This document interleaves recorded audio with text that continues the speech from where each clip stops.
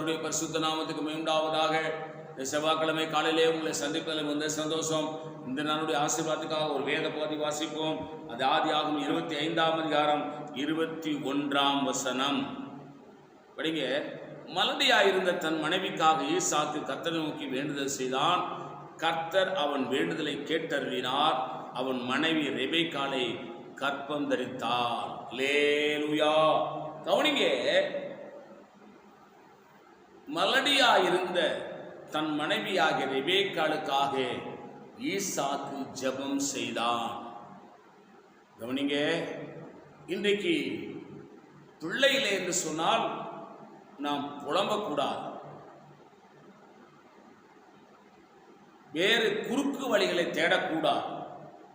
இன்னைக்கு பிள்ளை என்றா இல்லை என்று சொன்னால் நிறைய விசுவாசிகளும் சரி, சில பணக்காரர்களும் சரி, உடனடியாக ஒரு தத்து பிள்ளையை தேர்ந்தெடுக்கிறார்கள்.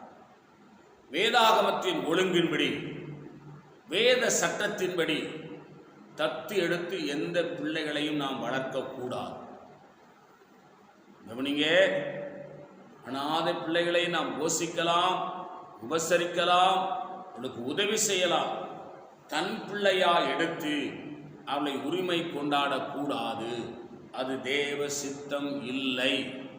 எனக்கு 4 பிள்ளைகள் இருக்குது, இன்னும் 2 பிள்ளைகள் ரொம்ப கஷ்டப்படுறாங்க, அவங்களை பராமரிப்பதற்கு எனக்கு ஆண்டவர் பலன் தந்திருக்கன்னு சொன்னால் தாராளமாக நீங்கள் அந்த பிள்ளைகளை எடுத்து வளர்க்கலாம். ஆனால் எனக்கு பிள்ளை இல்லை, அதனால் பிள்ளை எடுத்து வளர்க்குறேன்னு சொன்னால் உனக்கு பிள்ளை பேரு நின்று போய்விடும்.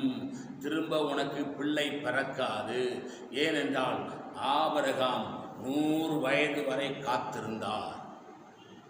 அதே போல ஈசாக்கு தன் மனைவி மலடியாயிருக்கிறதை கண்டவுடனே அவன் செய்த ஒரே ஒரு காரணம், அங்கே அநாதை விடுதிக்கு போய் அநாதை பிள்ளைகளை பார்த்து தேர்ந்தெடுத்து அதை கொண்டு வந்து தன் பிள்ளையாய் வளர்க்க முற்படவில்லை.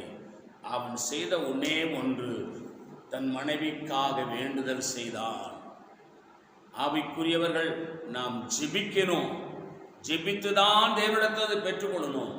அவசரப்பட்டு தவறான வழிக்கு போனால் அது பிற்காலங்களிலே நமக்கு மகிழ்ச்சியாயிராது, மிகுந்த வேதனையாய் மாறிப்போகும் என்பதை விளங்கிக் கொள்ளுங்கள்.